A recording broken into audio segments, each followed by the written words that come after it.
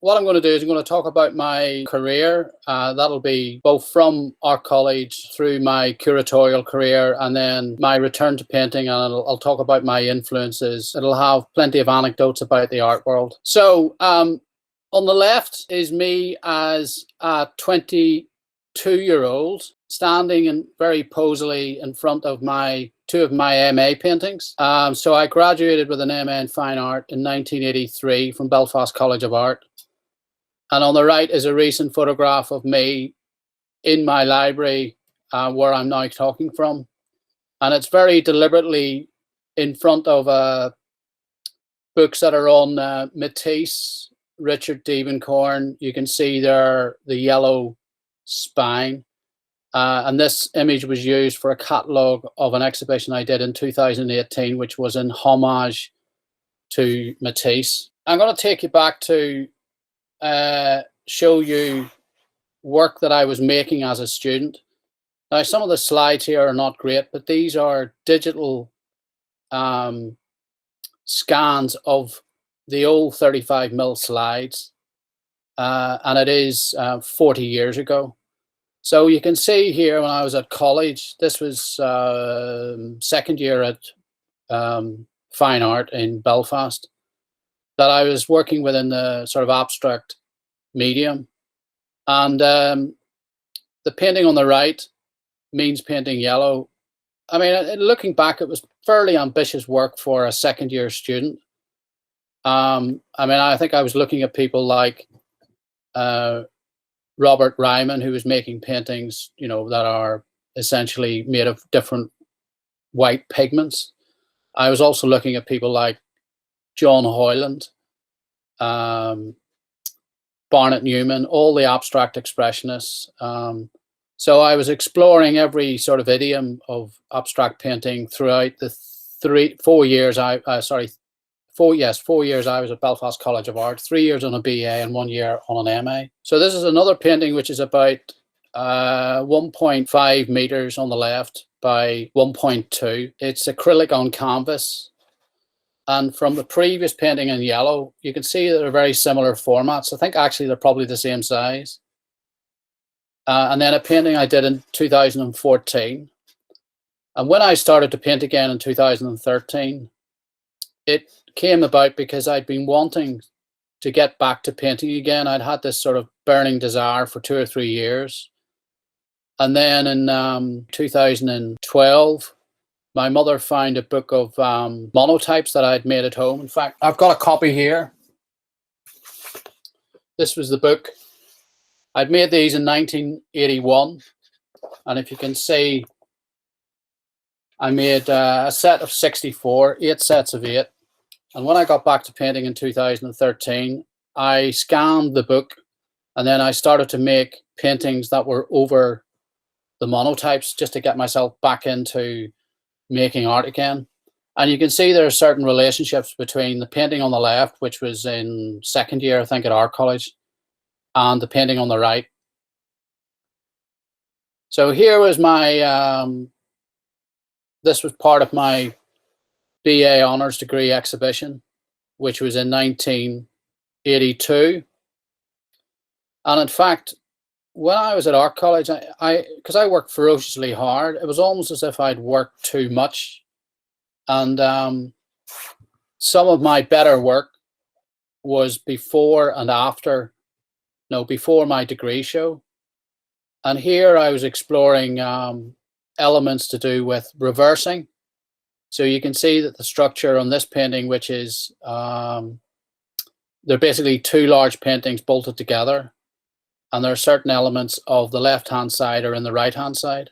So I was playing around with opposites in color. I was playing around making sure that the painting itself was showing the means of production. So I wasn't trying to hide any of the processes that were going on.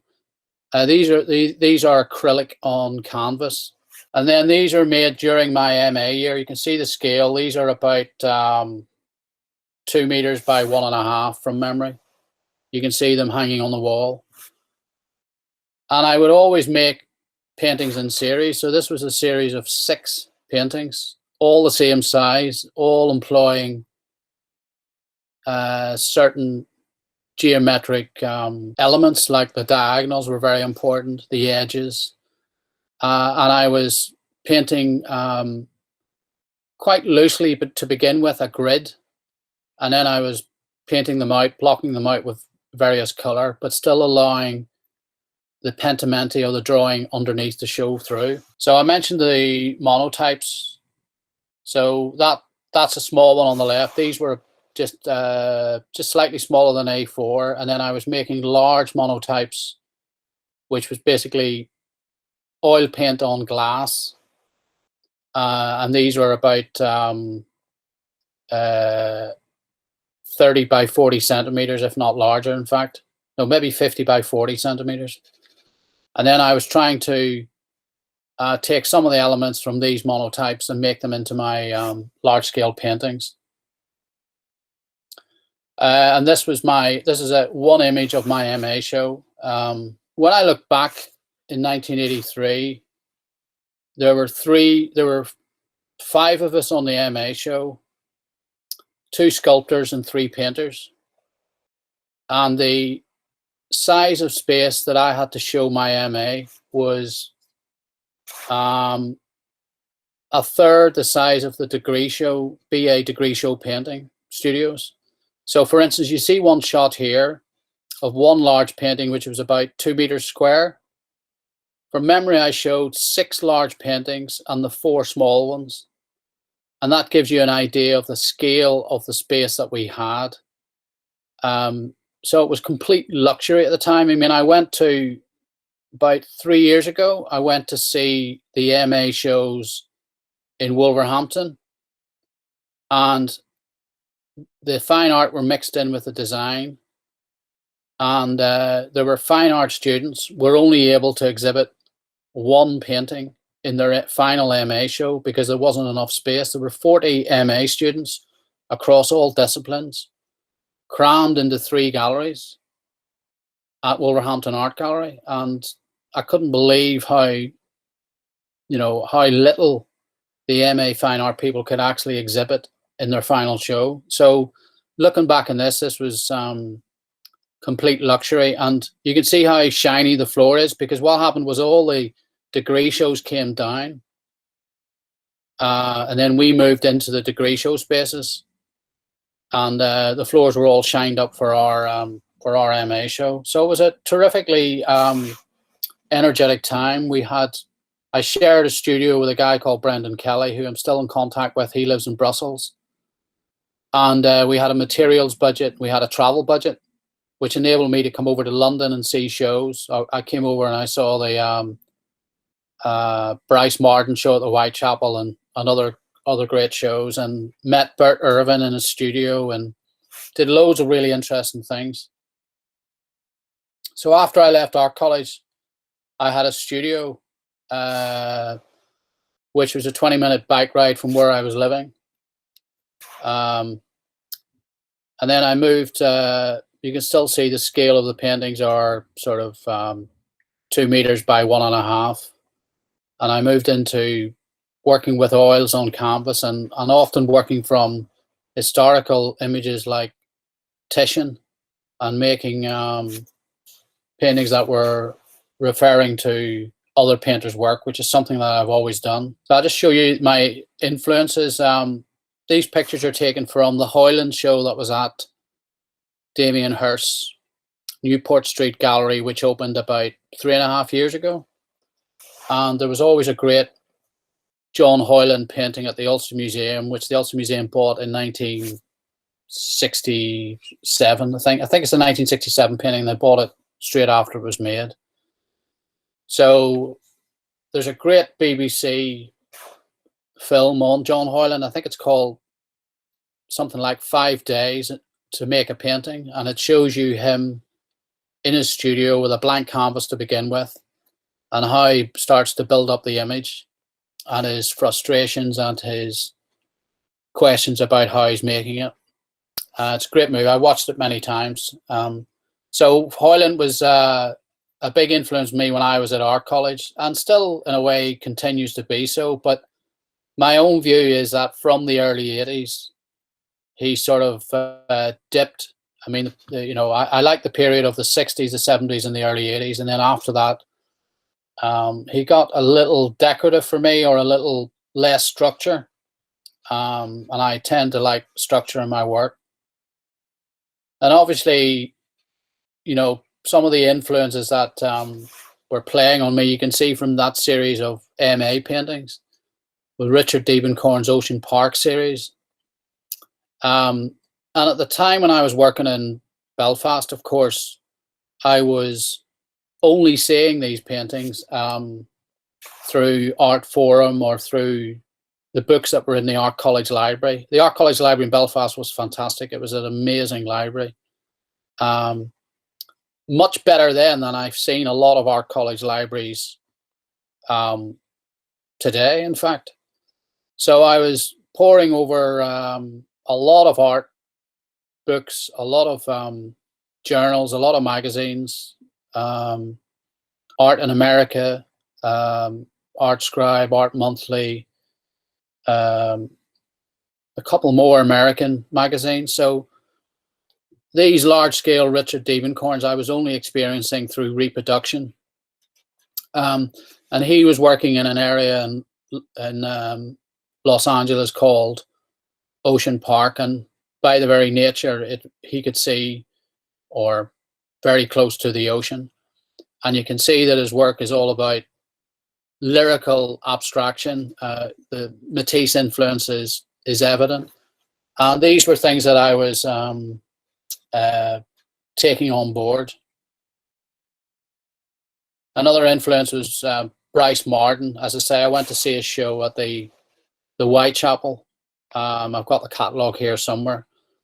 And how he was moving also between drawing and painting. These are not very good reproductions because they're taken from a catalogue. But the idea, as well, as he was working from Greek civilization, he was taking on themes to do with doorways in Greece and how a lot of classical sculpture was actually very brightly painted. So I was absorbing a lot at the time, and maybe much more than other art college students. Maybe that was just my sort of the way that I worked. And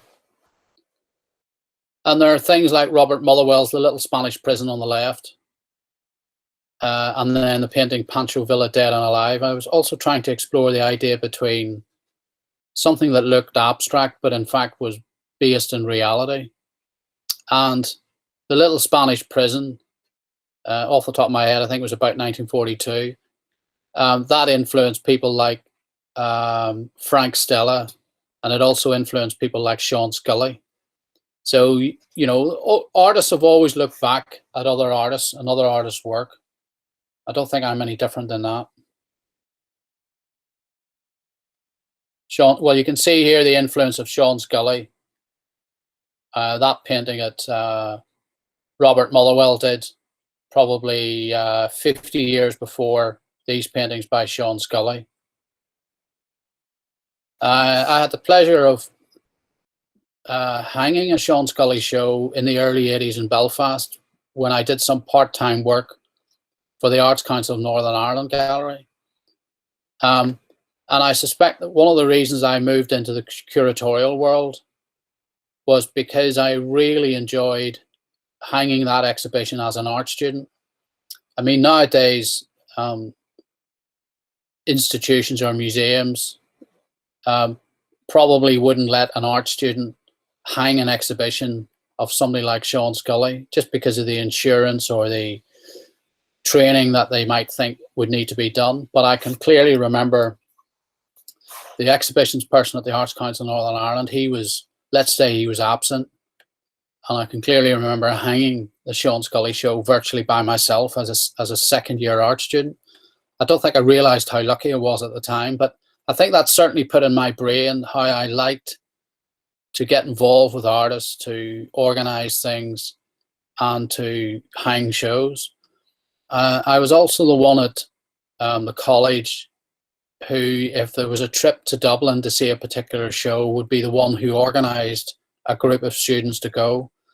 And also we used to go over on the overnight ferry from Belfast to Liverpool to see the John Moores painting show. So I've not missed a John Moores painting show every 2 years since the early 80s, since I was at art college. So what happened was in 1986, I'm moving on to my curatorial projects.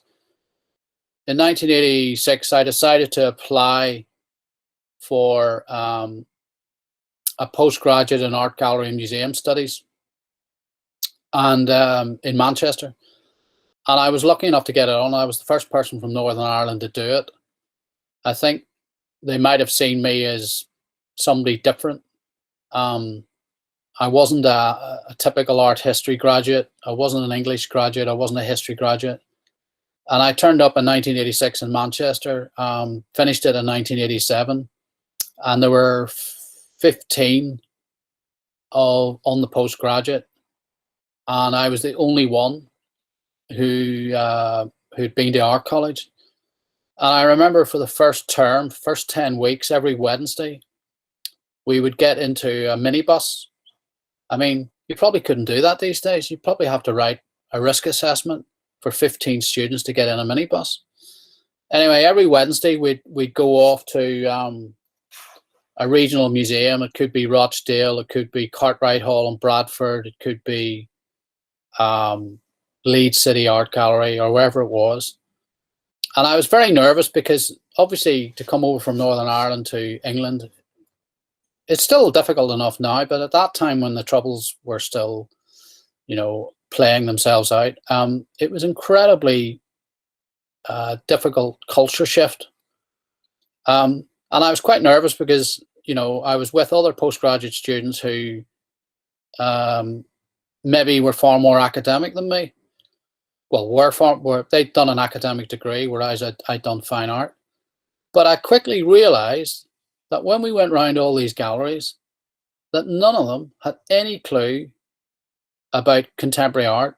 In fact, none of them really had any clue about looking at art, because what they'd been writing about might have been pre-Raphaelite or, Turner or Constable or whatever it was.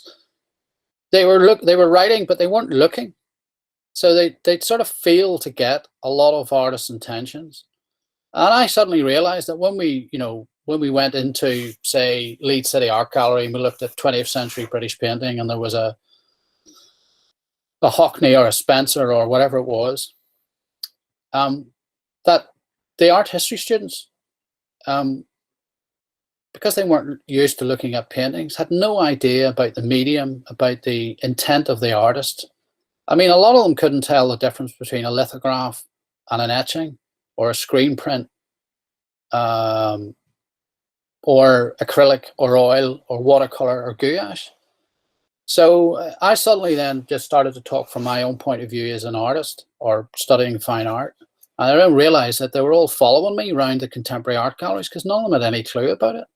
So that sort of like gave me quite a lot of confidence in that I actually knew far more than what I thought I knew. And that was merely because I'd been engrossed in going to exhibitions while I was an art student.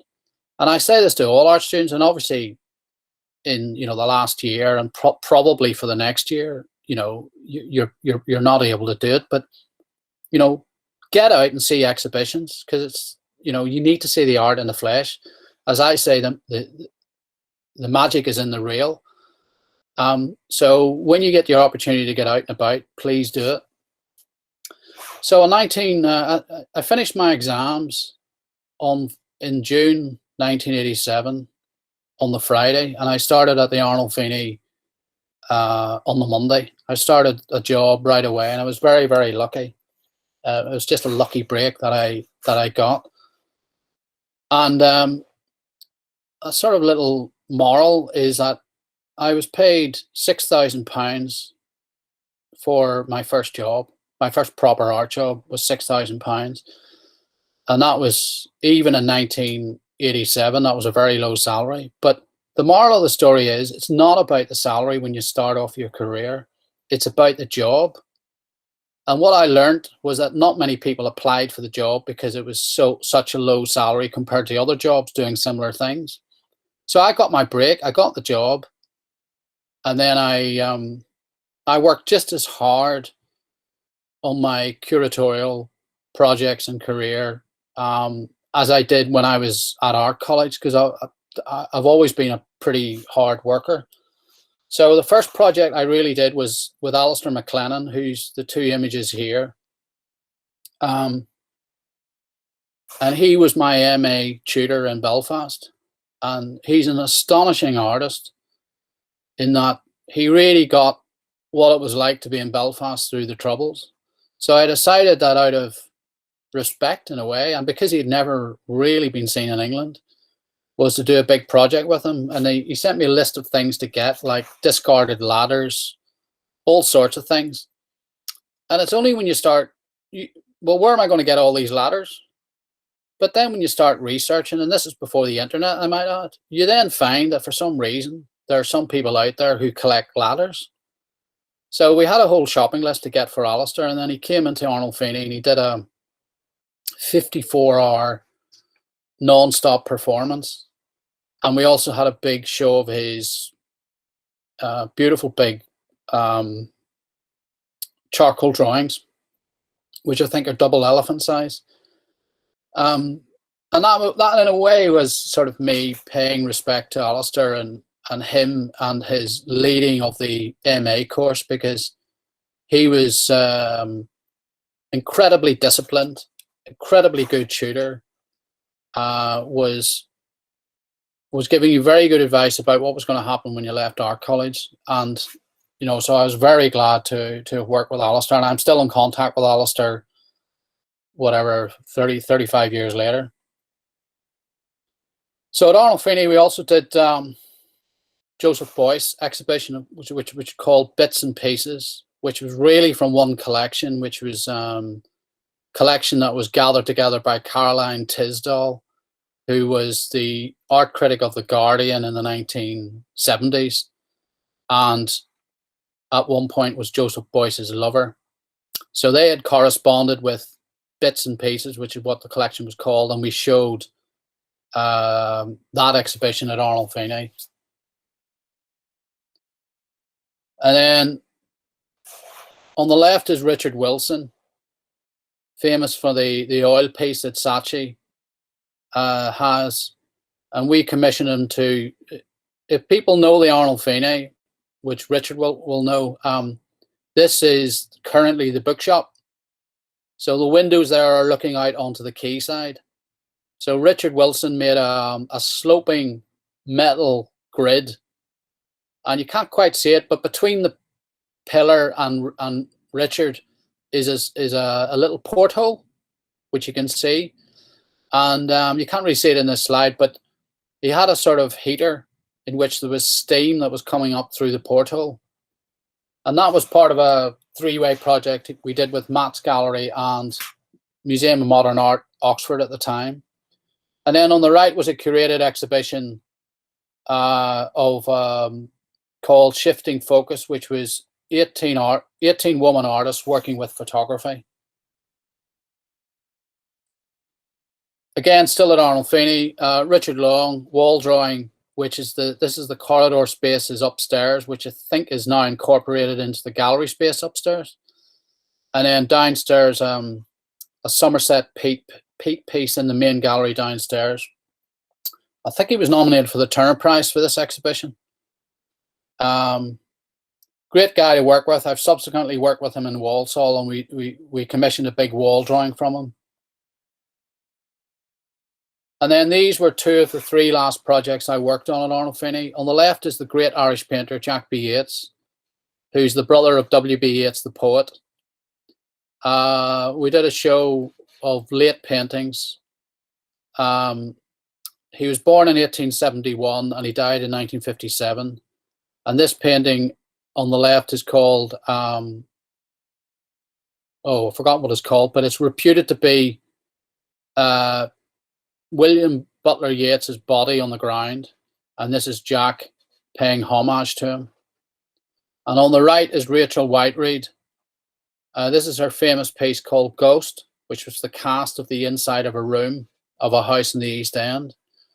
This was first shown in Chisenhall Gallery, and then again, this is in the space where the Arnolfini bookshop is at the minute. And then we showed 7 or 8 other sculptures in the gallery at the back. And this was the first show.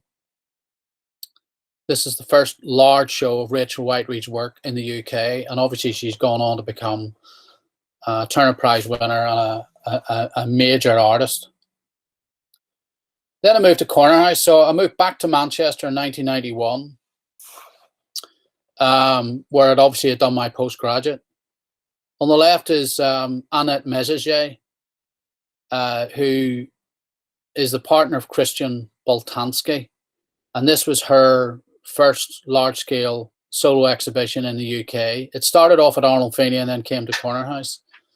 And then on the right is A.R. Pink, the German post-expressionist painter. I think this painting is about 3 meters wide. And there was a festival of expressionism in Manchester in 1992, I think. And we invited A.R. Pink to do a big show. And interestingly, he's the only artist I've ever worked with who didn't turn up for his preview. So on the night of his preview, you know, we assumed we'd booked a hotel and done all the normal arrangements. And he didn't turn up. So, you know, I contacted Michael Werner, the gallery in Berlin that represents him, and said, look, you know, A.R. Pink's a pseudonym. His real name was Ralph, forgotten his surname. You know, we said, well, why didn't he turn up? He said, well, we don't know. And I said, well, how do you not know? And he said, well, he disappears for about 3 weeks every year. And when he disappears, nobody knows where he goes. And you just happen to be unlucky in that he disappeared at the same time as your preview. So that was sort of like slightly weird. But then I rang friends of mine in Dublin who run the Hoyland Gallery, who have done shows with A.R. Pink in Dublin. And they told me the story that when a lot of German artists bought property in Ireland, because Ireland, I still think it's the case, you can actually be an artist and have certain beneficial tax arrangements.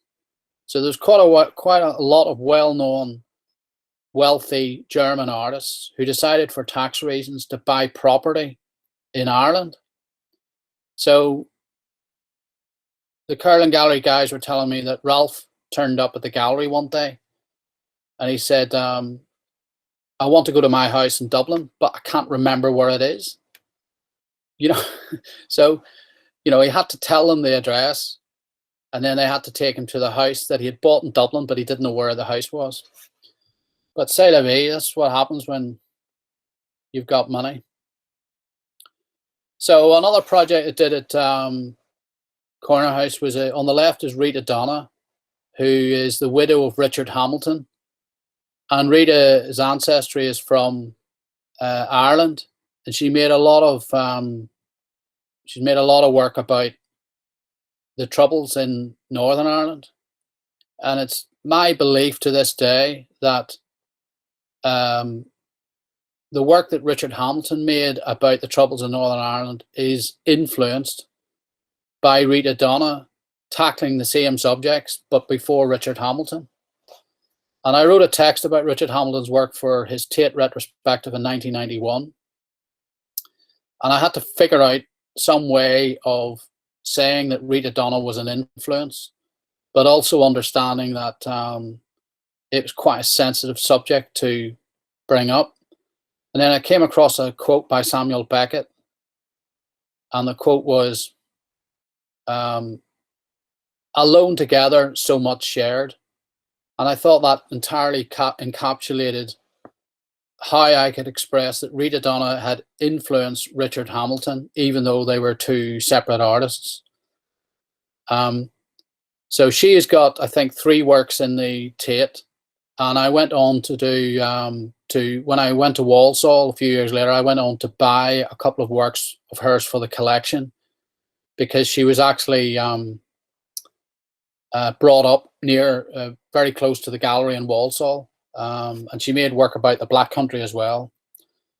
So also in terms of projects wherever I've been, I've always felt it important that we do projects around popular culture, because my plans are almost certainly about programming about the audiences. You know, how do I get the audiences engaged? It's not about curatorial ego. I mean, some of my colleagues in the art world would rather think about what the art world thought of them if they did a certain exhibition. My motivation for programming a series of exhibitions is about the audience. You know, how can we get more people in? How can we keep our integrity? How can we mix younger artists with more established artists, with artists who haven't been seen before, with retrospectives, with mix and match shows. So this was a show on the right called Sublime, and all that was about music in Manchester and graphic design that went with it. And of course, you know, we had the legendary Hacienda, which I went to a few times, and we also had great designers like Peter Saville, Factory Records, and so we did an exhibition in 1992, I think it was, which was called Sublime, Manchester Music and Design. And of course, when we put it on, it was, I think, the best attended exhibition since the Corner House had opened in 1985. So we brought in a hell of a lot of people into the gallery who might not necessarily have come in. So in 1996, I then moved to Southampton City Art Gallery, which is a great space, has a great collection. It was the first time I'd been involved with a gallery that had a collection. And I suppose the way to describe that is suddenly you have a family. So it's a bit like not having children and then you have children, and the children is the collection. And it also involves a different pace. So when you're working in a gallery that's just doing exhibitions after exhibitions, it's sort of slightly relentless. You know, every 2 months or so, you might be doing a couple of exhibitions, then you take them down and do another couple. Whereas when you've got a collection, you're always thinking long term. And then you're doing displays from the collection, which might be focused on a particular artist or a particular school. And the pace of that is different than temporary exhibitions. So your collections displays might be up for 6 months, they might be up for a year. So it was a very interesting thing for me to be able to get my hands on a great 20th century collection. And on the left is Gwen John, one of my favorite painters, and on the right is Thomas Gainsborough. Is to work with a collection and at the same time to a contemporary art program. So when I was in Southampton, also we had a purchase budget, which was quite unusual at the time and still is. And on the left is a John Hoyland from the late 60s, which I was able to buy at auction for very, very cheaply because John Hoyland was out of favour. Southampton had a great collection of 20th century abstract paintings, but they didn't have a John Hoyland. And on the right is a Douglas Gordon double screen video piece, which we were able to purchase as well. I mean, it's hard to believe it's 23 years since purchased those. And then I suppose the highlight of, I was in Southampton for just under 2 years, from 96 to 98. And the last show I did before I moved to Milton Keynes was, we did a show with Chris O'Feely, and that show got him nominated for the 1998 Turner Prize. And in fact, he won the show for the show that was at Southampton City Art Gallery. And we were able to, a year before the show happened, so in 1997,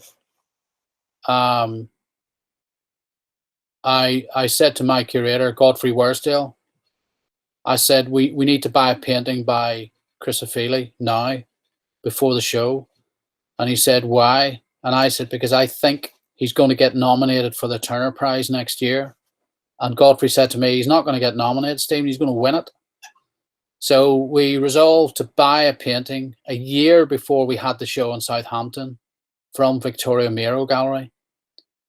And I can tell you now, without revealing the price, the value of that painting now is probably at minimum 100 times the price we paid for it in Southampton.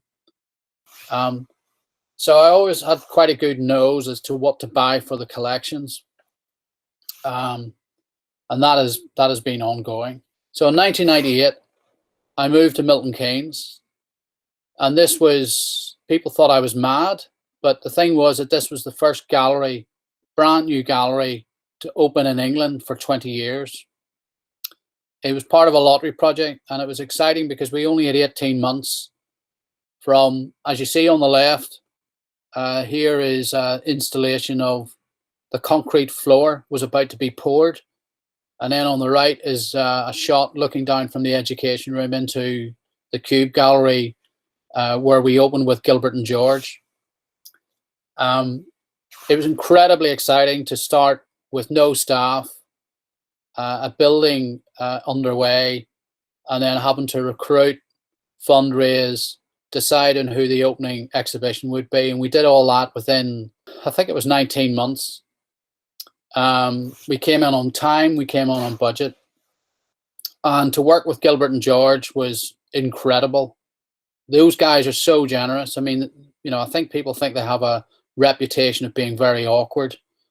They're not awkward at all. They're incredibly well organized. In fact, they're the most organized artists I've ever worked with. Whenever they do a show in a gallery or a museum, they make a 50th scale model of the gallery, and then they set about and they make a series of works, and then they make 50th scale color photocopies of the works.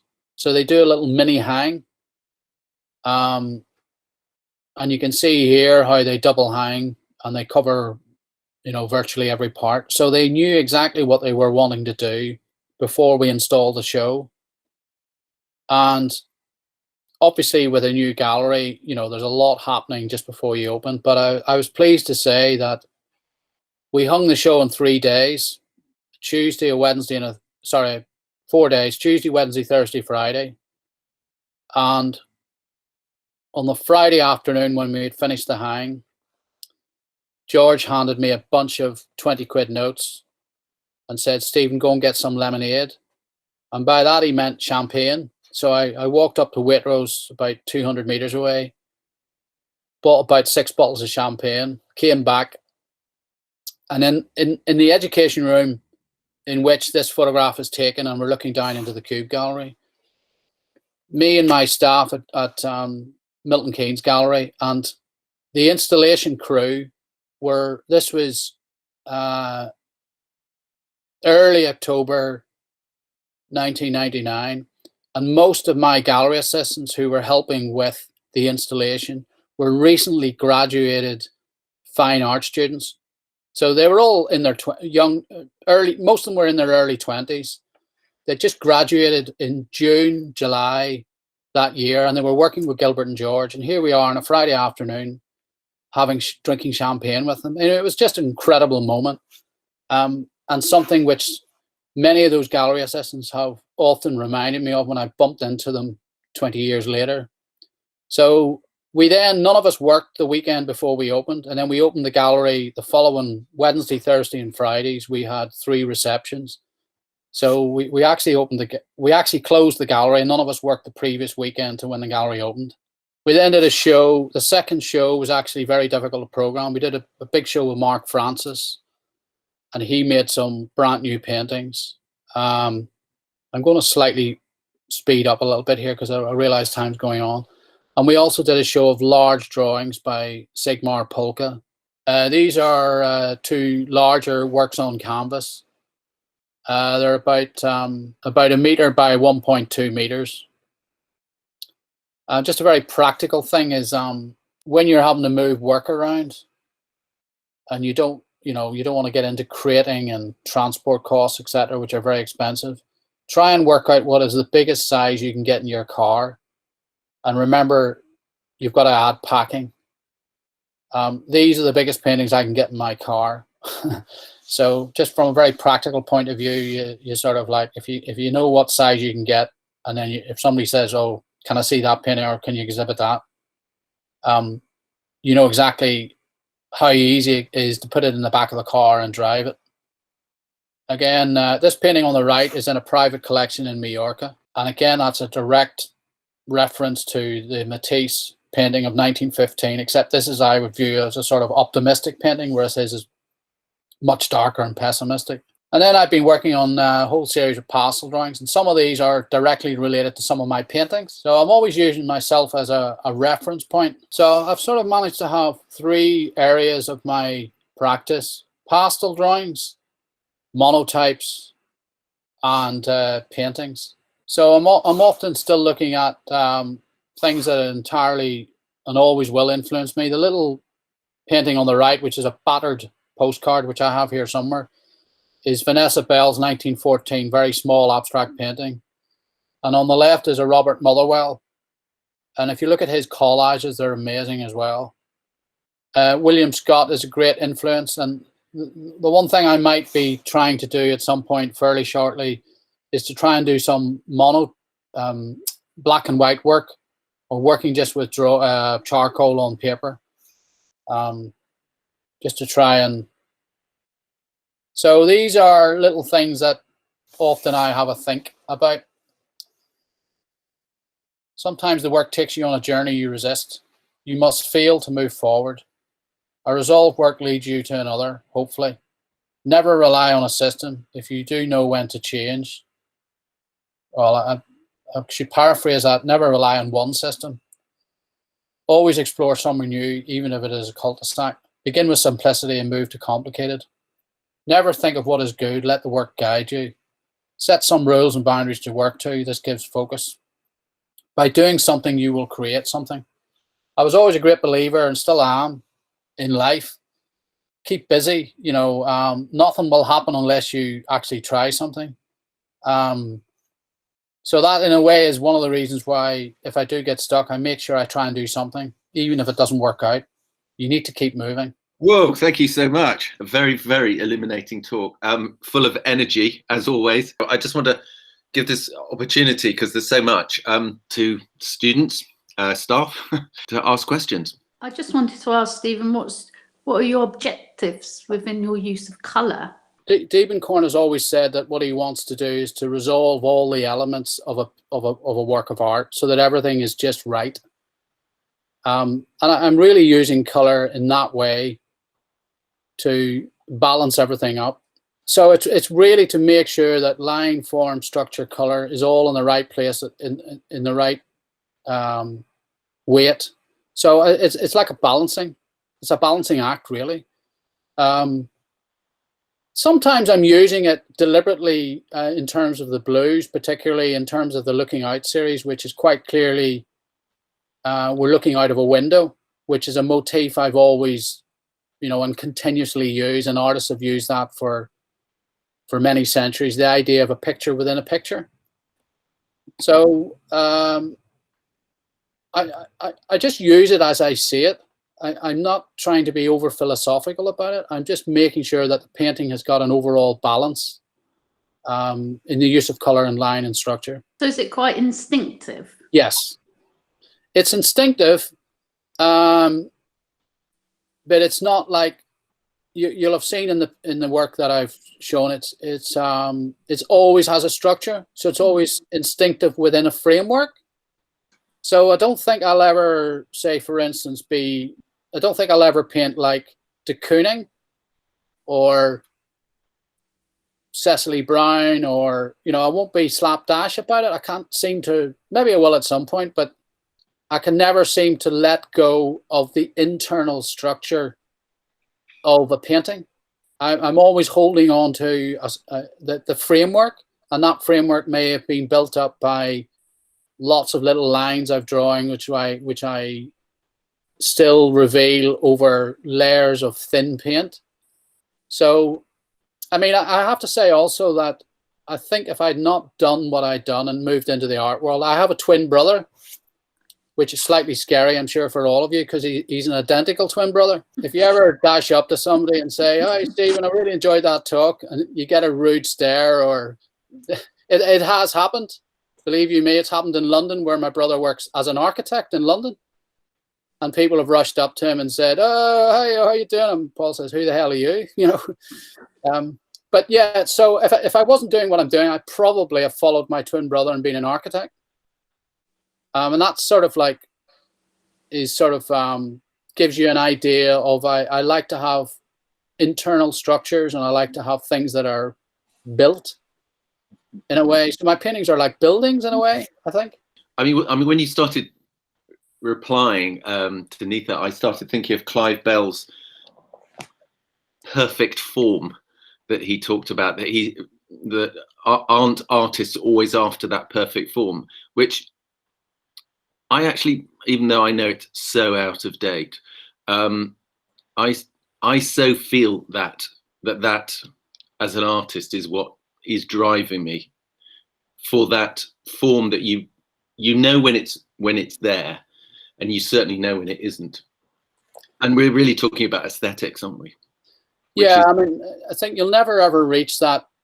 Well, I don't think you'll ever reach the point where you think I've made the perfect work of art and then you stop. It just doesn't work like that. No. It just doesn't. No. You know, I've made some paintings where I thought, oh, that's a really, really good painting. But then you wake up the next day and you think, right, I've got to do better, or you've got to do another one. I mean, maybe that's just the way it is. That's, you know, they often say that artists and probably architects and other actors, and they never retire, do they? No. You know, you just don't retire. You're always thinking about how you're going to make the next piece of art. And if you look at Diebenkorn, I mean, the brilliant thing about Diebenkorn is he had roughly about 4 different series of periods, I think. You had from memory, well, you had all his early work, which is probably more traditional and drawings and paintings and still lifes and stuff. And then you had was it Urbana landscapes? Then New Mexico. And then they were all browns and reds and russets and all that. And then he went slightly more abstract, and then he went figurative, and then he went Ocean Park, if memory serves me right. Yeah. But then you've got the cigar boxes. Yeah. So those were other things. If you were lucky enough to be a friend of his, he gave you a cigar box in which he painted on the lid of the cigar box. And then he had all his drawings. And actually, when you look at actually, it's just come back to me. I've forgotten about this. So when I did the monoprints in 1981. Yeah. Right. I don't know that. Oh dear. Yeah, can you see that there in the corner? Yeah. So this was stolen from Belfast College of Art Library. Bit overdue then. So this was, in fact, yeah. So I'm guessing. Well, I'm fairly certain that I saw this book in the library in Belfast, and I thought I'll make some monotypes. Except I made them in color. These are all black and white. I was going to ask you, Stephen, why the monotypes? Is that the reason, or one of them? Anyway. And when I was at art college, I was probably stuck in something. And you know, with monotypes, you can make them really quickly. Yeah. You don't need to be in a printmaking studio, you know, with a technician or acid baths or screen prints, and you know, you can actually make them on a desk. And I just made them really simple with oil paint on glass. And I think really I was just making them really, really quickly to give me some ideas. This was as a little joke. I think I was getting my dissertation bound at the same time. Do you know? Remember those horrible things that we used to have to write, like 5,000 words. You know, they still have to, you know. What's that? They still have to. Yeah, you still got to. Yeah, you've still got to. Oh. Yeah, so you know, when you're a fine art student, and then you have to write the 5,000. I think it was 5,000 words. I think I was getting my dissertation bound at the same time, so I thought I'll get this one. So this one is bound like a dissertation. Can you see it? Yeah. Well, that makes sense. Is that the one you were showing? Say it again? Is that the one you were showing earlier? Yeah. Right. I was wondering why it was hard backed and things when you were. I was very impressive to get your monoprints all kind of published like that when you were still. No, this is a unique book. Nice. Yeah. So to keep it together, which was quite smart at the time, you know, I had it bound, and then, you know, as I say, in 2012, which would have been 20 odd years later, when I was back in Belfast at my mum and dad's, my mum said, "Oh, by the way, I found this in a drawer." Stephen, sorry, this is probably going to be a bit of a boring question given what you just said, but I'm wondering how curators' expectations about how artists might present themselves prospectively to curators might change post-COVID. It's a good question. So let me just understand it. So you're thinking that post-COVID, the situations might change for how artists present to curators? Is that right? Yes. I would you see, that's a very, very good question, actually. Very, very good. I would also have to say that having been to art college and now working as an artist again, that if you leave the working as an artist out of it, there are very few museum directors, and there are very few. I'm trying to figure out who the others are. I'll have to try and figure it out. Who actually went to art college. And I would always argue that for 30 years of working in the art world, the cult of the curator really angers me. It pisses me off. And you might think, well, how can you say that when you've just said you've talked about your curatorial career? But I can genuinely tell you that when I work with an artist, it is about the artist, not about the curator. And I absolutely detest it. I mean, there was a thing on social media a while back, and there was a very, very famous Italian artist who was having a retrospective in a major museum, and it was they showed pictures of the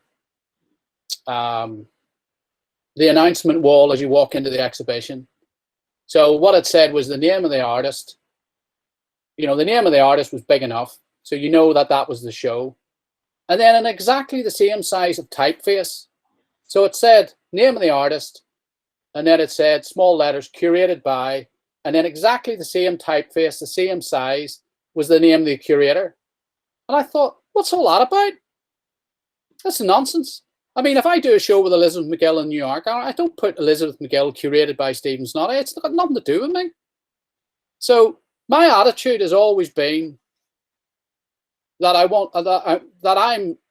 I'm facilitating the artist to do, you know, what they want. I mean, obviously there will be boundaries to do with what an artist can do in terms of resources. So if an artist comes up to me and says, Stephen, I'd like to gold leaf the whole of the gallery, and I'd go, can't really do that because that's going to cost us 40,000 quid, but we can paint it gold if you want. You know, I've had those conversations with, not that particular conversation, but I've had conversations with artists to go, do you know what, we can't really do that. Or you can't drill into a particular floor because you can't repair it or whatever it is. But because I've always had a sort of artist attitude to working with artists, I've always got there. I can only think of one artist who I've fallen out with.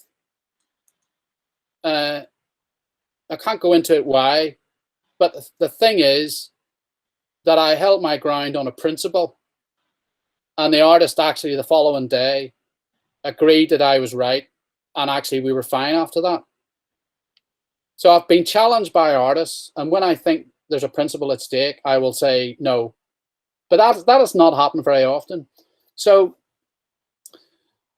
to get back to your question, I think artists just need to be who they are. And I've had certain similar discussions at the New Art Gallery. Like, here's a really interesting thing. No, I'll try and answer the question, and then I'll ask you guys a question. I think it's not the artists that have to change. It's the curators. It's the people who are running the institutions. You know, to change how we then work with artists in the future. To give an example of that, we've just promoted. The deadline is Friday week. I mean, none of you guys are living in the West Midlands, but we put out a call to artists working in the West Midlands where the gallery is situated that we wanted to have a capsule collection of work that's been made since the 23rd of March, since lockdown last year. The maximum price had to be £500. It had to be made within that time frame. It had to be about events since lockdown. So that could be anything to do with COVID, could be anything to do with Black Lives Matter, could be anything to do with, God forbid, Donald Trump, could be anything to do with anything that's happened in the last year. Yeah. So that is my response to saying, when we've set a sort of budget of roughly 5,000 quid. So we're hoping that we can collect in the region of 20 works. But we might spend more than that. We might spend less. But to give you an idea, this is a direct response from me thinking, how can we as a museum respond to artists who have not earned any money in the last year?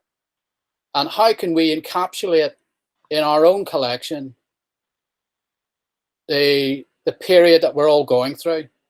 And we have to spend this money before the 31st of March because of our financial year. So as of, what day is this? Thursday? As of yesterday, we had 40 applications. And I imagine next week, you always get your applications or proposals always come in at the very last minute. So I'm imagining that we'll have maybe 100, maybe 120. And me and my curatorial team will go through those the following week, and then we will make a selection, and then we will buy that work. Now, the question is that obviously during this pandemic, we have to do it digitally. So we have to select the work online. And that has its own risks. To answer the question, I don't think artists have to change. I think curators have to adapt and how they respond to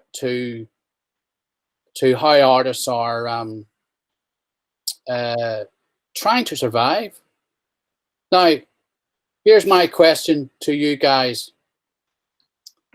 I've been involved with the Turner Prize.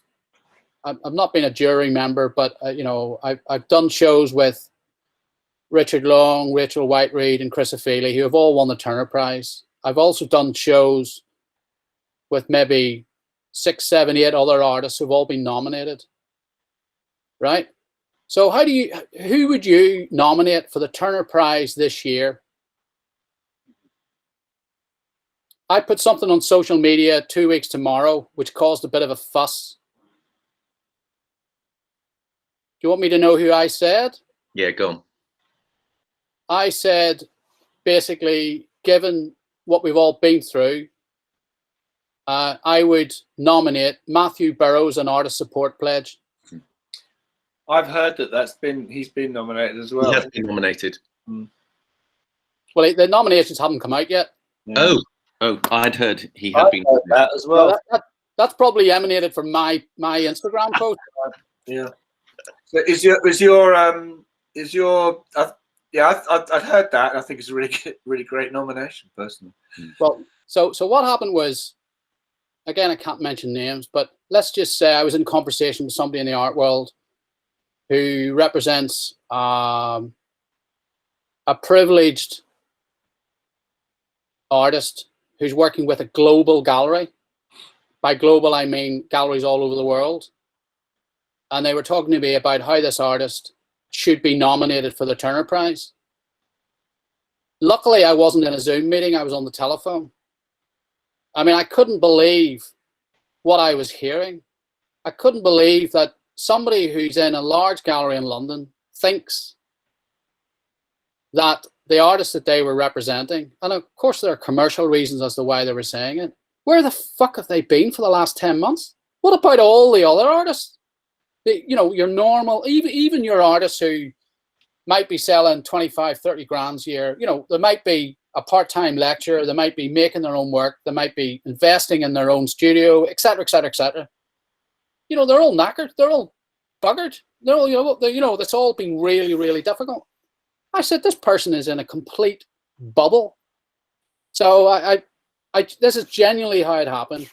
So I finished the phone call and stuff, and then I thought, bloody hell, that's got me thinking, who would I nominate for the Turner Prize? And it's like, for me, it's really simple.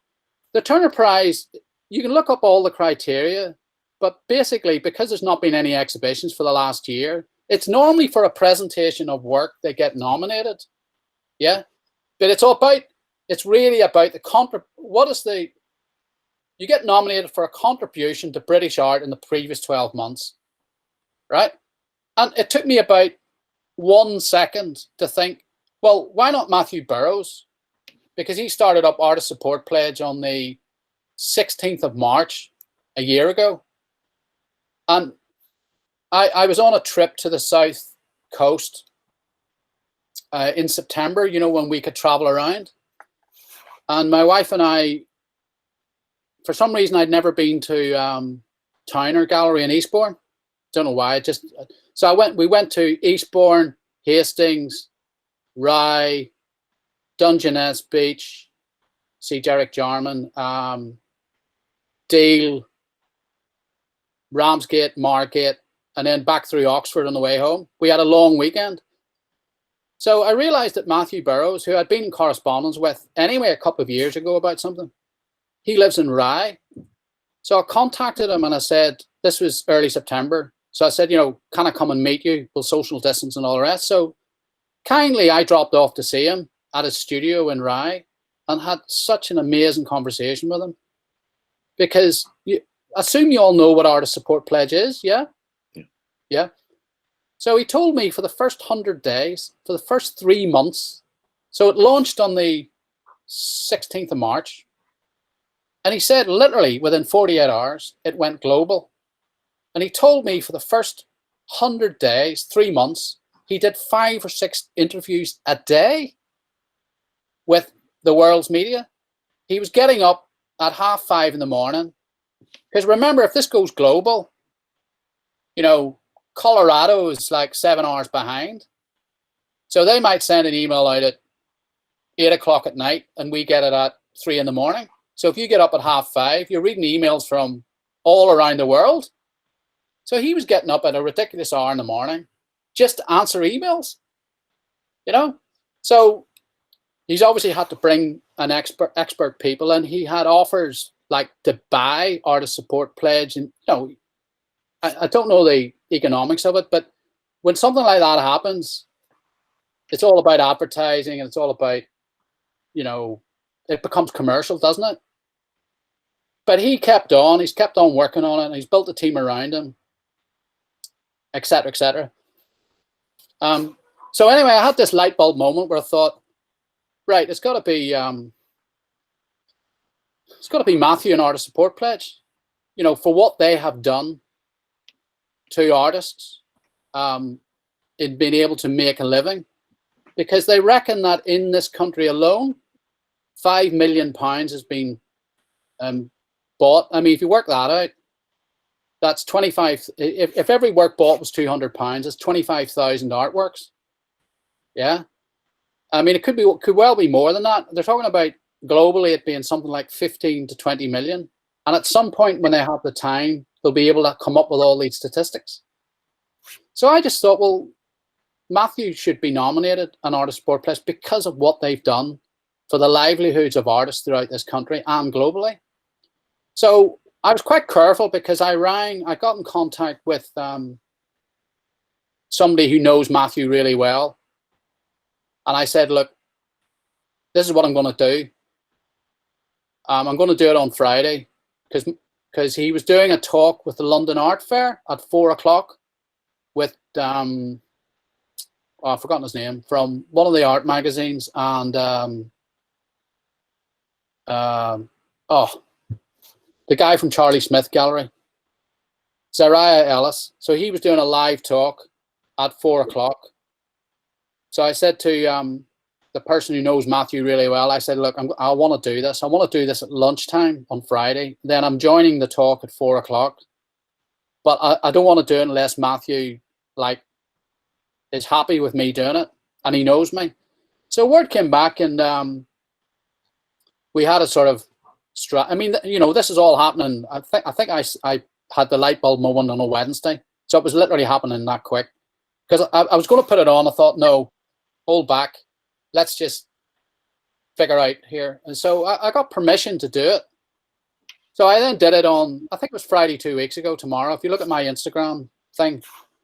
And I did it. And then I had a huge amount of response. And then, of course, there were some people who were critical of it, et cetera, et cetera. I don't mind that. I've just opened up the debate. But then when we went into the talk at 4 o'clock, and actually, if you go on the London Art Fair, you can probably, they'll have recorded it. It was called, I think it was called Creating in a Crisis. So you can probably listen to it. It lasts an hour. So I'm able to send a message to the person who's chairing the Paul Carter Robinson. I was able to send a message to him during the meeting. And I said something like, oh, by the way, I think Matthew Burrows and Artist Support Pledge should be nominated for the Turner Prize. And these are the reasons why. So when it came to the questions, you know, like 45 minutes in, Paul then read, oh, I've just had a message from Stephen Snoddy, blah, blah. And then he said, and to the 500 people who've logged into this meeting, what are your thoughts? So it suddenly just goes out of my hands. But the next thing really I think will happen is that on the anniversary of Artist Support Pledge, there'll probably be another push, you know, and then you think, well, who else can be nominated? You know, and I sort of like beginning to think about it. Well, for this is me being funny. Well, let's nominate Philip Guston. Yeah. Because the Tate cancelled his show. Yeah.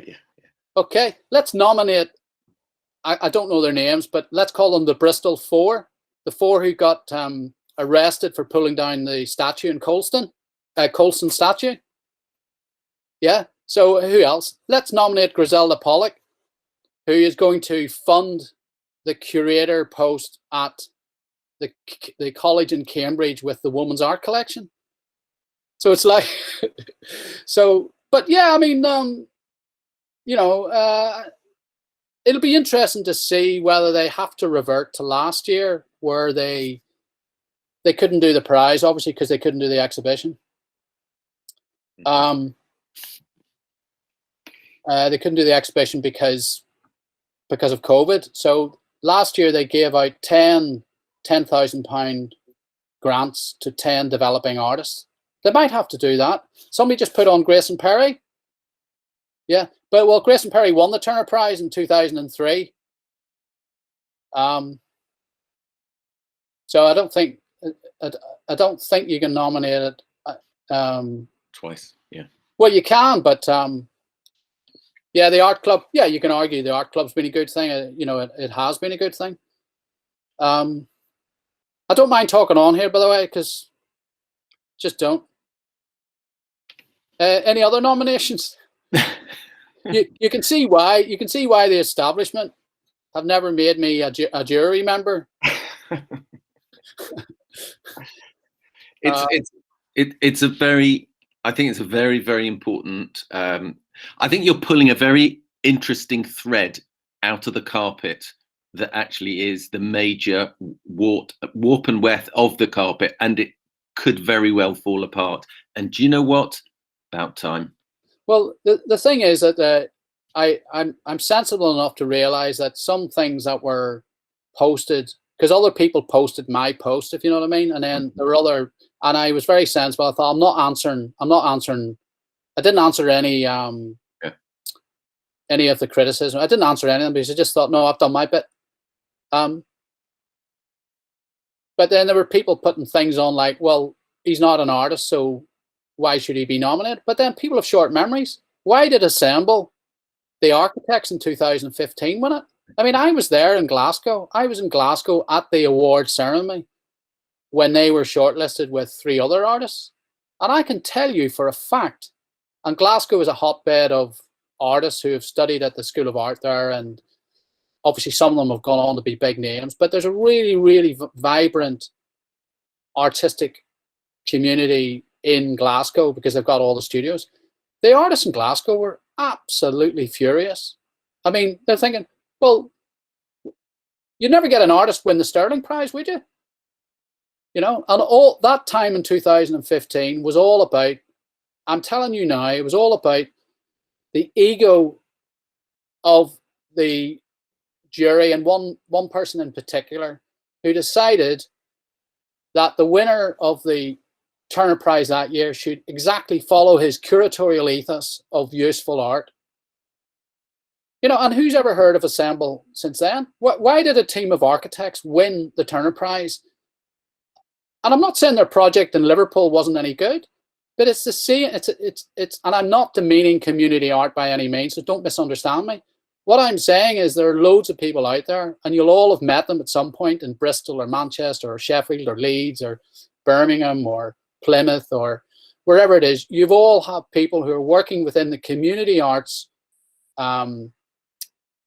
arena community who are doing very, very worthwhile projects within their local communities. That is, you know, that is what Assemble did in Liverpool. They didn't do anything different than loads of people have been doing for 30, 40 years. I mean, you know, when I worked in Bristol, there was loads of community arts people in Bristol at that time. So they were being shortlisted for something that is actually normal practice throughout this country. So when somebody says, well, why should Matthew Burrows get nominated when he didn't, it's not an artwork? Well, you could say the same of Assemble in 2015.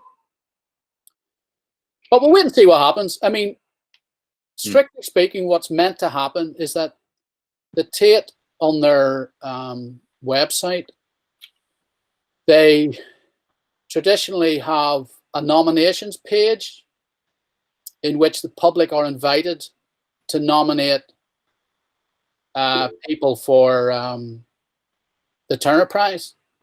Now, I can tell you for a fact that you'll have your jury, one who's normally a foreign curator, one who will be somebody from the Tate, one who will be probably a writer of some or a slightly different discipline, and then you'll have a curator, you know, somebody who's an experienced curator, and what they'll do is they'll print off the public nominations.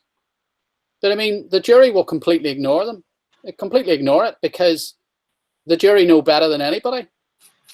And what I'm trying to suggest is that if the Tate open up that portal that gives people like I'm talking to now, the chance to nominate somebody who they genuinely think has been good for art in this country, they might well find that Matthew Burrows gets 25,000 nominations. And it would be interesting to know that if he got that many nominations through the Tate's website and it isn't shortlisted, how they deal with that.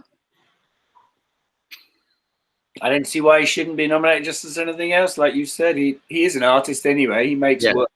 And like you said, contribution. I mean, so no, you know, it's not questionable, I wouldn't say. It's just as much right to be nominated as anything else, you know, or anybody else. Yeah, I mean, it will be interesting to see what the shortlist is because of the circumstances of the last year. But what I can be assured of, if I was sitting on a jury with 3 others plus the chair, Alex Farquharson at Tate Britain, and somebody mentioned to me a privileged artist who was selling works for between, say, 40 and 100,000 pounds each with a global gallery. If somebody mentioned to me, I think we should, well, what about, Stephen, what about nominating this artist? I would go, you can fuck right off. This person does not need the Turner Prize. And we have to choose a shortlist within the context of the previous 12 months. So why on earth would, you know, you have a selection? And, you know, I genuinely believe it was, if I was on this panel and I was outvoted 3-1 or 4-1 or 4-1, say, and somebody said, the artist who I'm talking about, well, Stephen, we're going to insist on being shortlisted, I'd resign. I'd say, no, I'm sorry, I'm not going to put my name to an artist who is commercially successful with a global gallery. Now, 5 years ago, it'd be totally different, but everything is about context, isn't it? Everything is about context. If you would asked me 2 years ago who should be nominated for the Turner Prize, I wouldn't be saying Matthew Burrows, would it? Because I just wouldn't. So the decision, I believe the decisions that the Turner Prize make this year have to be determined upon the circumstances in which we've all been living in the last 10 months. And in fact, it'll be longer than that by the time they, by the time they do the Turner Prize. And they might, and I wouldn't surprise me, it might be the most sensible thing to do is to revert to what they did last year. But then again, I would say, okay, if you're going to choose 10 artists who need £10,000 to develop their work, why not ask Matthew Burrows to be on your selection panel for that? So at least give, because what they might do is they might do that, and then they might just stick with the jury, and then the jury will make their mind up as to who those artists are. Yeah. My argument would be is, well, why don't you ask a few other people? Oh, that guy Stephen Snoddy from Walsall's quite interesting, isn't he? Ooh. No, they won't ask me. But, they might then ask Matthew. It would be good to ask Matthew, because Matthew will know because of what he set up. And we all know it because we've all been connecting on Artist Support Pledge. It's like, there are artists out there who I never knew existed. And in a way, what's happened through that is what has made me think about how the new art gallery can support artists in the Midlands. There was some resistance from my staff, a couple of members of my staff, thinking that, Stephen, why don't you make it £1,000 as the maximum? And I said, well, I'm going on the basis that Artist Support Pledge has been so successful at £200. Yeah. So let's find a balance. Let's go to 500. And I'd rather buy more works, with the available budget than buy less, because I'd rather support more artists. And if you have a work of art that's £1,000 and you have a dealer, you're only going to get 500 quid anyway. So if you sell something to us for 500 quid, you become part of a public collection and you become part of that moment in history. So, I might be sitting here in 3 or 4 weeks thinking, oh, that was a silly idea because all the proposals are awful. But I don't know that until I look at the proposals. But I also think it's incredibly important for us as a museum to be actually seen to be doing something for artists in the region. I mean, I've had 1 or 2 comments, oh, Steve, why didn't you open this up to the whole of England? And I'm going, give us a break. Why aren't Manchester, who have a big collection, or Leeds or Newcastle, why don't those regional galleries do exactly what we're doing? You know why they're not doing it? No, but you know why they're not doing it? Because the directors in those places don't understand where artists are. They don't get it. It's not a question, but I just wanted to say thank you for that. I think you're absolutely right. And if you think about who has made the biggest contribution to British art in the past year, it's an absolute no-brainer. It's a no-brainer. I mean, nobody else comes close. So I just want to say thank you. And whatever happens, it's just you can all when you're all talking to, when you're all famous artists and such like, and you're all talking to students in 25 years time, say, remember that talk that Stephen Snoddy did? But thank you for that. These are definitely changing times, and it would be fantastic if he did win it, if he was nominated, and if he won it. Well, it would just mark the change in the times. Yes. And if he's not even nominated, it just goes to show that whoever's on that jury is completely out of touch. Well, the point is, if he's not, public sentiment, I mean, the artist sentiment in the country. If he's not nominated, I can live with that as long as the nominations I come up with are appropriate. Yeah. So,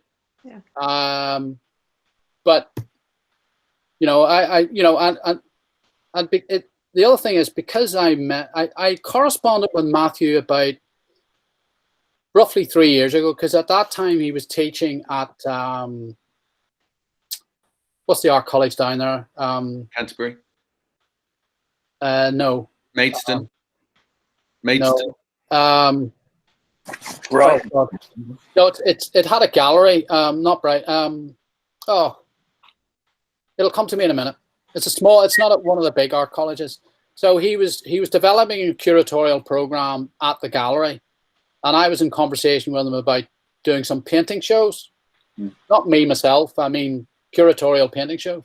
And then the gallery, Chichester. Oh, Yeah. So Chichester then closed their gallery. They had a gallery within the art college. Yeah. So when they closed the gallery, then the conversation with me and Matthew they didn't have a gallery, so we couldn't do what we were talking about. So that was fine. And then, as I say, I went to see him in September.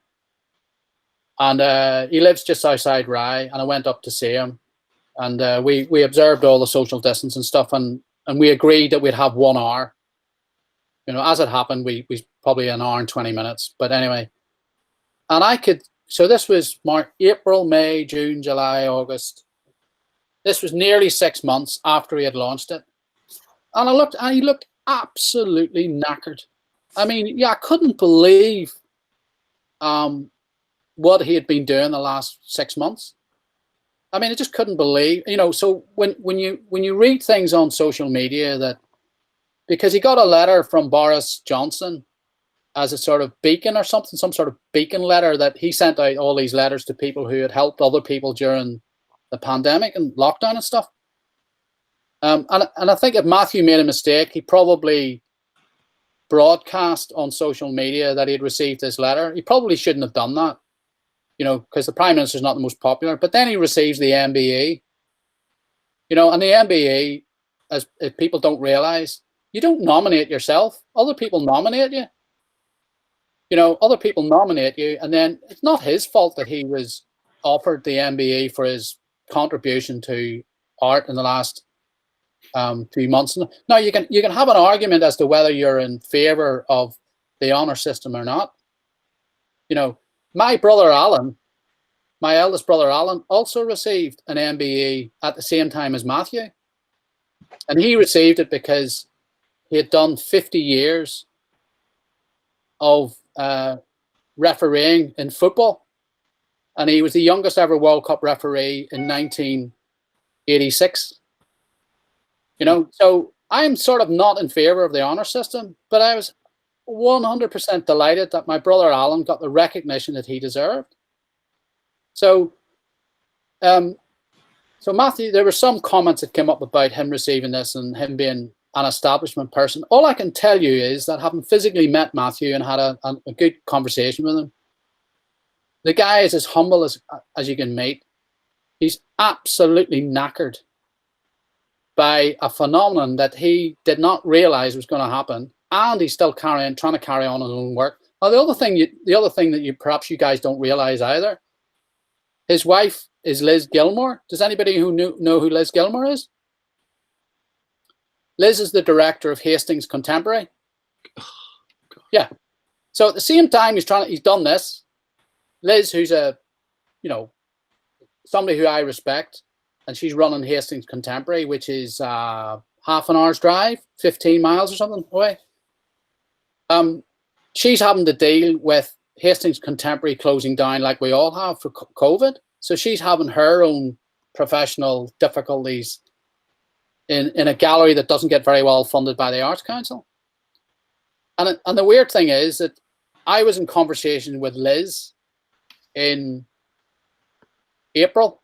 I mean, you know, there are occasions where I will ring up some of my peer group and say, hi guys, how are you? Are you coping all right?